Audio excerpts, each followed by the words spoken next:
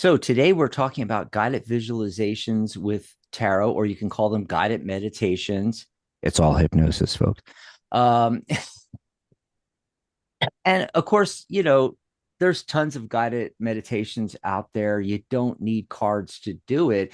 I think it just enhances the process. I started using them for meditating 30 years ago. And the funny thing is, Michelle's next show is about anybody can meditate.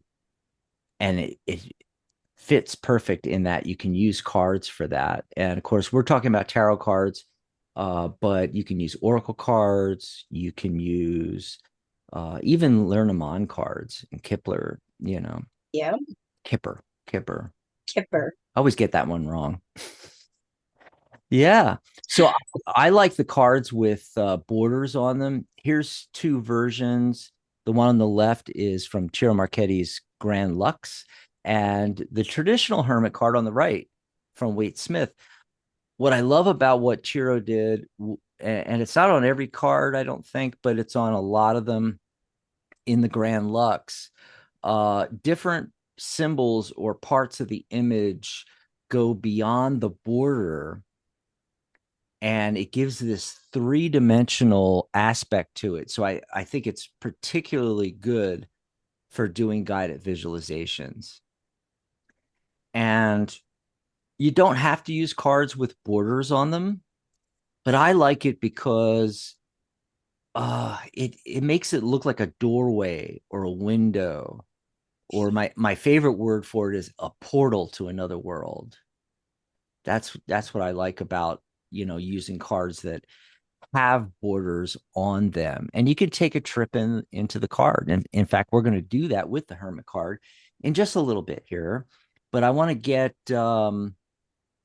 everybody's perspective on this. Michelle and Pamela, have you guys did meditations or guided visualizations with your cards?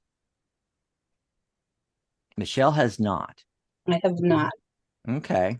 What about Actually, you, she Pam? has. She just doesn't realize it. That's right. You can't No, no, seriously, because whenever can't you she's creating that rune deck, mm-hmm. she was in there. You That's live and true. Mm. experience everything that you do. Okay. So for instance, when I was drawing the pictures for the Steel Wizard, um, I would be you actually literally live every image you create. That's so And when true. you're done, you're either beat up, wrung out, enlightened, or you need chocolate and red meat. One of them anyway. But Yes. yes, she has done them. She just didn't realize what she was doing. Sure, sure. And I know Michelle uh might not have been diagnosed with it, but she might have aphasia where your mind's eye can't create images. But they found that you your subconscious is still making the image. It's still there.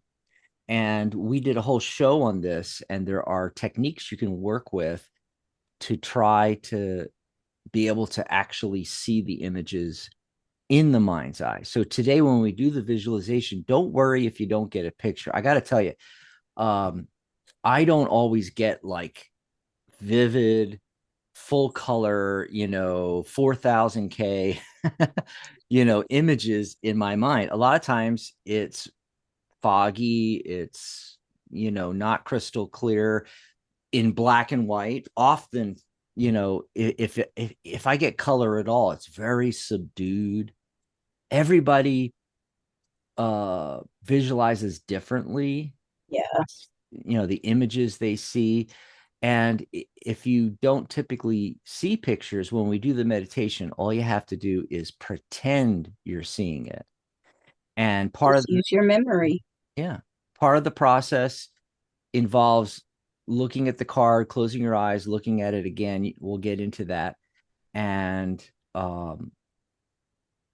you're remembering the different symbols, the different parts of the scene, the colors, and so forth. And don't worry if you don't get the picture; it'll still work. It's kind of like when you're learning to draw. I can teach anybody to draw. I don't care what they say. And Mm, I won a lot of money especially from God, my mom. teach me.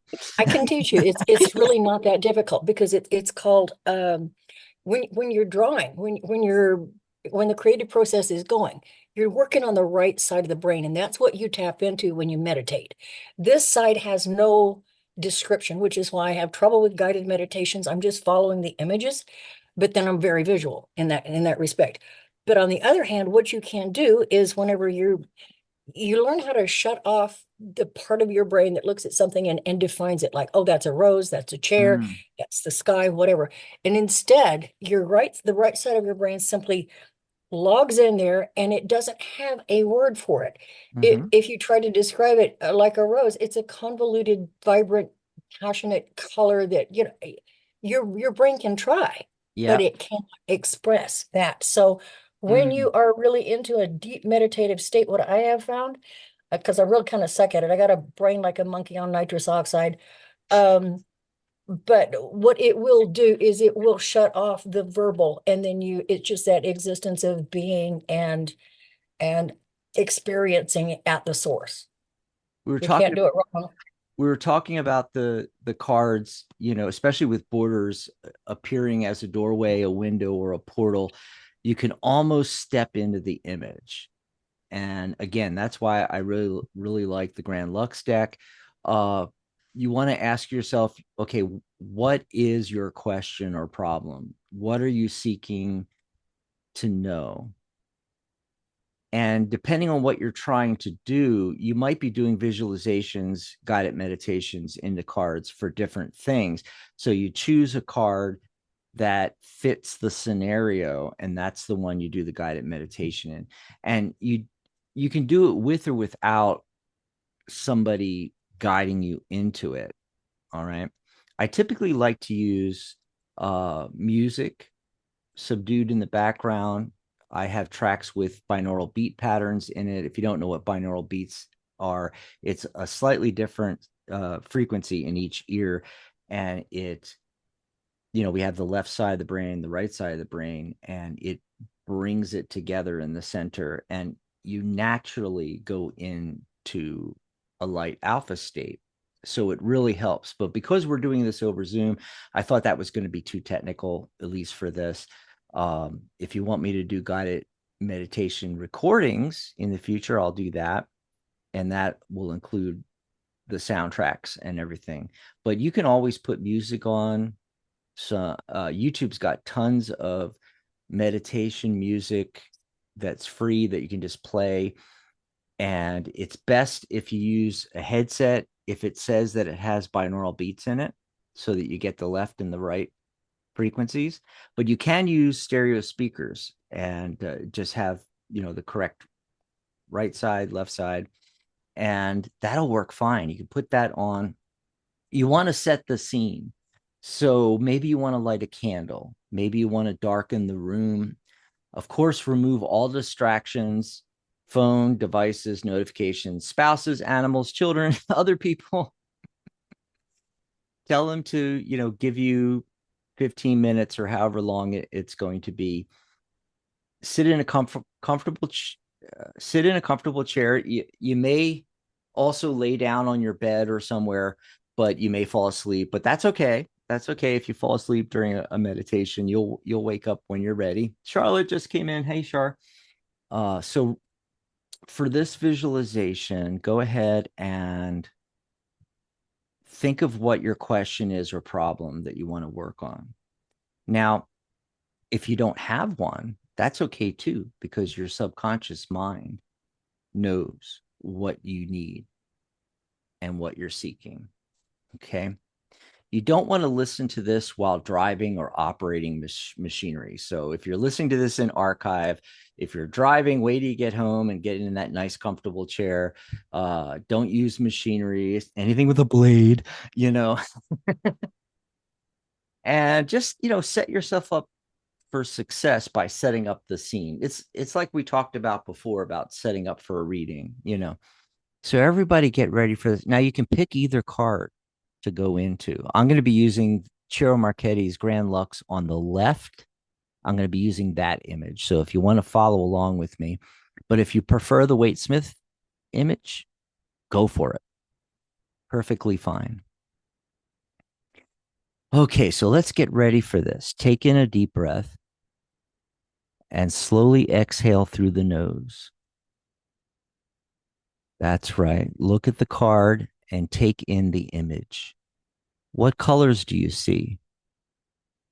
Notice the hermit, his braided hair, the lantern. Is that a candle inside? The river, the mountains. Take it all in. Now take another deep breath. And yes, out through your nose slowly. Close your eyes and remember the card. Don't worry if you don't get an image. Pretend you see it. Remember all the details. And when you're ready, take another deep breath and open your eyes. Scan the card again. Notice what details you may have missed. That's right. Take your time. Notice the details, the colors, the symbols. Now take another deep breath. Exhale through your nose slowly and close your eyes. See the card in your mind's eye, or imagine that you do. Remember all the details. Now imagine or pretend the card is growing larger in your mind's eye, larger and larger. It gets as big as a doorway. Move closer to the portal. Closer. Closer still. The scene in the image gets more and more vivid. It's so real now, as if you could just step inside. Get closer and step over the threshold into the scene. That's right. The portal is behind you now, and you see the hermit. He smiles and greets you. You notice there's so much more in the scene now. You see the hermit's cabin to the right. You notice you're on top of a mountain. You even feel the cool, chilly air. It smells so clean and crisp. There's a table to the right as well, with another lantern on it, like the one the hermit is holding, and other objects. The hermit approaches and asks why you come to see him. You tell the hermit why you are here, what you seek. If you know what that is, tell him in your mind now. If you aren't sure, don't worry. Your subconscious knows why you're here. Let your subconscious tell him. He smiles again and walks to the table and puts down his lantern. He picks up a small box. It looks like a wooden treasure chest, inlaid with metal, and he walks towards you. What you seek is in here, he says. He opens the box. There's a glow from within. Inside is what you seek. You may know what that is, and you may see it, or you may not, but your subconscious knows. You reach in and take a hold of the object or what it is you need and remove it from the box. The hermit closes the box and you thank him for his wisdom. You take one last breath of the cool, crisp mountain air and turn towards the portal. Approach the portal now. That's right. And cross the threshold safely back into our world. You turn and face the portal and scene, slowly stepping back, and further back. What you need is still with you. You brought it with you. The scene gets smaller and smaller back to the size of the card. Now I'll count from 1 to 5, and you can slowly and comfortably return to your space. 1, reorienting to the room you're in. 2, becoming more alert. 3, take a deep, refreshing breath of air. 4, as you breathe out slowly through your nose, getting ready to open your eyes. 5, eyes open, wide awake, feeling good. Well done. We did it. A quick and easy guided visualization into the Hermit card. And now, whenever you need to do that, you can just go to this spot on the recording and play it in your room, when you're ready to do another visualization, and go in there. Yeah, I really enjoyed that. It's fun. It's kind It of fun. is. Yep. Yeah. And you can use this for like so many things. Gonna move the mic over here and grab my tarot cards. What about everybody in the chat? Did anybody follow along? If you did the meditation with us, let us know in the chat. What were you seeking? Do you know? And what did you receive? Do you know what that was? Sometimes it's unexpected.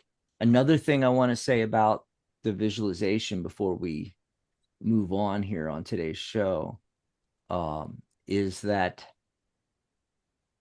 if you didn't get something right away during the visualization, sometimes hours later or days later, it comes to you. It'll come to your conscious mind from your subconscious. Yeah.